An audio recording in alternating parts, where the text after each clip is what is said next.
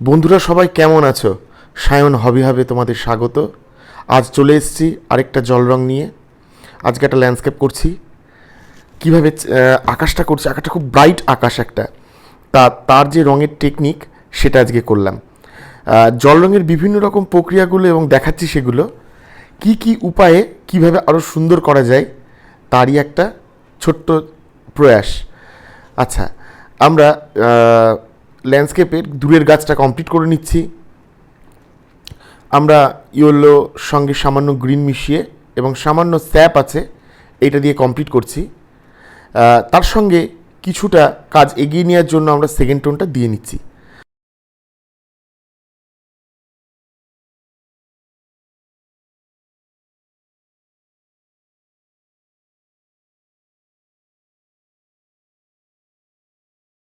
সেটা দিয়ে আস্তে আস্তে গোছ করার চেষ্টা করছি কিছুটা জায়গা। সেই জায়গাটা কমপ্লিট হলেই আমরা চলে আসছি দ্বিতীয় পর্যায়ে, যেটা হচ্ছে টিনের শেড। টিনের শেডটা কমপ্লিট করতে করতেই আমরা সেই জায়গাটা টিনের একটা ছোট্ট সুন্দর অবয়ব তুলে আনার চেষ্টা করছি, যাতে আমাদের বুঝতে অসুবিধা না হয় যে এটা টিনের শেড। তার মধ্যেই আমরা লাইট অ্যান্ড শ্যাডোটাকে ধরলাম। আগের যে ভিডিও দেখিয়েছি তার মধ্যে কিছু কিছু বিষয় দেখিয়েছিলাম। আজ তার সঙ্গে কিছুটা নতুন একটা কাজ দেখানোর চেষ্টা। এবার কিছুটা লাইট অ্যান্ড শ্যাডো ধরার চেষ্টা করছি। টিনের কোথায় কি আছে না আছে সেগুলোকে গুছিয়ে নেওয়ার জন্য এই টেকনিক অ্যাপ্লাই করছি।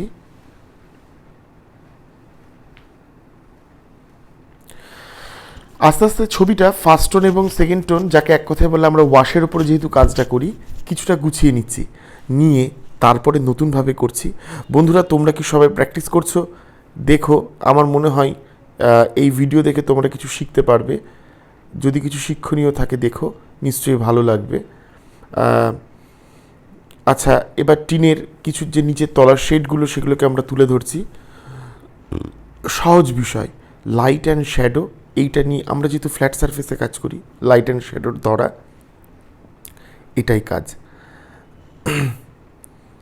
জল রঙের অনেকগুলো টেকনিক হয়, যেরকম কেউ চাপিয়ে করে, কেউ আস্তে আস্তে শুকিয়ে শুকিয়ে প্রত্যেকটা টেকনিক অ্যাপ্লাই করে করে করে করে।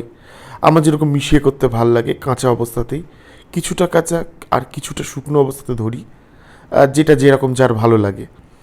আচ্ছা, আমরা বাড়ির দেয়াল করা শুরু করেছি। দেখো, ওয়েট অ্যান্ড ওয়েট টেকনিকই করছি। কিছুটা ভিজিয়ে নিচ্ছি, কিছুটা রং দিচ্ছি, তার সঙ্গে আরেকটা টোন। যত নিচের দিকে আসছি তত দেখো লাইট টোনে নেমে আসবো। অ্যাপ্লিকেশানটা সম্পূর্ণ নিজের উপর নির্ভর, তোমার যেরকম পছন্দ, যার যেরকম পছন্দ। আচ্ছা, সবথেকে বড় করে হারমোনি, আগেও ভিডিওতে বলেছি, হারমোনি প্রত্যেকটা ছবিতে তার রঙের সৌন্দর্য বা রঙের খেলা, মানে একটা জিনিস যে আমরা ছোটোবেলায় শিখি প্রত্যেকে, একটা নির্দিষ্ট রং দিয়ে একটা একটা ছবি, যেরকম গাছের রং সবুজ, আচ্ছা বাড়ির রং ইয়েলো আকার বা মাটি হলুদ, ওপরে ছাউনি ইয়েলো আকারের সঙ্গে একটু ব্রাউন বা স্যাপ মিশিয়ে করতে। ব্যাপারটা সেরকম নয়। ব্যাপারটা প্রত্যেকটা প্রকৃতির আলোতে সব কিছু রিফ্লেক্ট করে। রিফ্লেক্টের ফলে কি হয়, প্রত্যেকটা জিনিসের সঙ্গে প্রত্যেকটা জিনিস একটা মেলবন্ধন তৈরি হয়, কালারের হারমোনি তৈরি হয়। তার জন্য প্রত্যেকটা জিনিসের সঙ্গে প্রত্যেকটা জিনিসের একটা কালার স্যাচুরেশন, বা কী বলবো ভাষাটা, কালারের একটা মেলবন্ধন বা অনেকগুলো কালার একসঙ্গে থাকে বলে জিনিসটা দেখতে আরও সৌন্দর্য বৃদ্ধি হয়।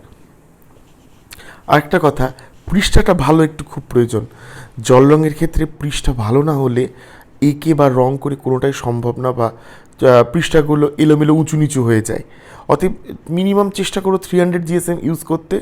আমি 300 GSM ইউজ করি, আগেও করতাম, হ্যান্ডমেডে ইউজ করেছি, কিন্তু 300 GSM-এ যথেষ্ট ভালো কাজ হয় আশা করি।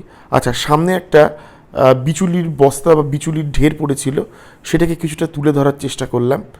এবার ঘরের কিছুটা শুকিয়ে নেওয়ার পর জানলা দরজাগুলোর দিকে তাকাচ্ছি, জানলা দরজাগুলো আস্তে আস্তে ধরে নিচ্ছি, যতটা এগিয়ে নেওয়া যায়।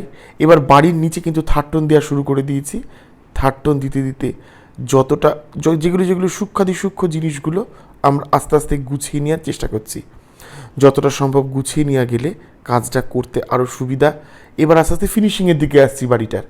কি কি ছোট ছোট কাজ, ছোট ছোট জিনিস, কি কি ধরা হয়নি, কি ধরলে ভালো হতো, কি ধরা উচিত, একটা কিছু কিছু ব্রাশিং টোন রাখবে। আমার মনে হয় দেখতে খুব সোভার লাগে। হ্যাঁ, সেটা অবশ্যই স্মার্ট টোন দিতে হবে, স্মার্ট ব্রাশ দিতে হবে, একদম জেনে বুঝে একটা নির্দিষ্ট টানে আনতে হবে, যাতে ছবিটা এক গোছে একবারই সুন্দর হয়ে ওঠে। চেষ্টা করো। আমার মনে হয় আমাদেরও ভুল হয়েছে প্রচুর। আস্তে আস্তে আস্তে আস্তে একটা অভিজ্ঞতা চলে আসে যে এইটা করলে প্রপার এবং অ্যাপ্রোপ্রিয়েট দাগটা পড়বে। অতএব সেটা করার পর করাটাই বুদ্ধিমানের।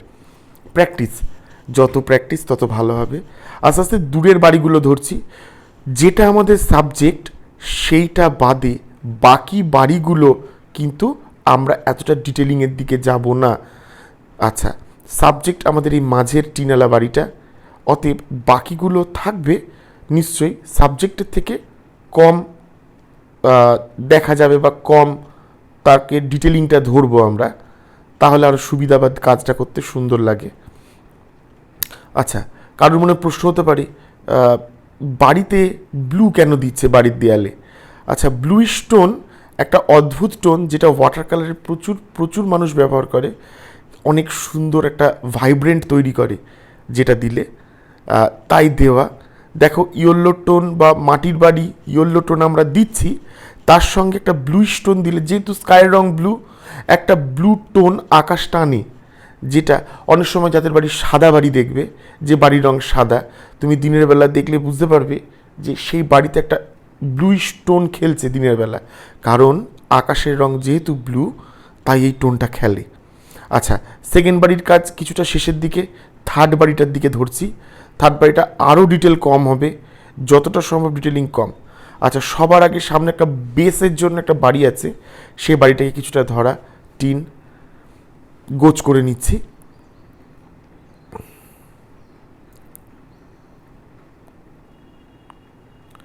কাজটা গুছিয়ে আসছে এবার আস্তে আস্তে।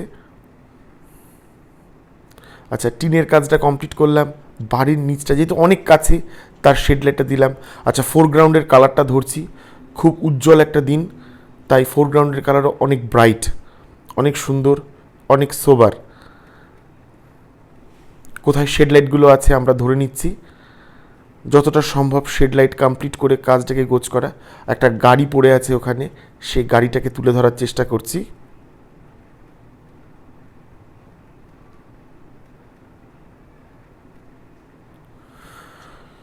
কিছু কিছু জিনিস আছে যেগুলো একটা টোনের মধ্যে আমরা কমপ্লিট করে দিই বা অ্যাট এ টাইম কমপ্লিট করি। কিছু কিছু সেটা কাজ করতে করতে মানুষ বুঝতে পারি কোনটা করলে ভালো হয়, কি করলে দেখতে হয়তো সুবিধা হয়, সেটা নিজের একান্ত ব্যাপার। কাজ করতে করতে সেটা বোঝা যায়। কি কিছু কিছু জায়গায় ডিটেলিংগুলো ধরে ফেলছি। আশা করি তোমরা বুঝতে সুবিধা হচ্ছে, খুব একটা বুঝতে অসুবিধা হচ্ছে না। আর কিছু কিছু ডিটেলিংগুলো ধরা হচ্ছে। কিছু কিছু জায়গায় ডিটেলিংগুলো আরও আরও গুরুত্বপূর্ণ দিয়ে করে তুলছি, যেখানে যেরকম আছে। আর আগের দিন বলছিলাম একটা, যে কিছু কিছু ছোটো ছোটো ছোটো ছোটো টান, যেটা ছবির সৌন্দর্য বাড়িয়ে তোলে, এইটা একটু মাথায় রাখা দরকার।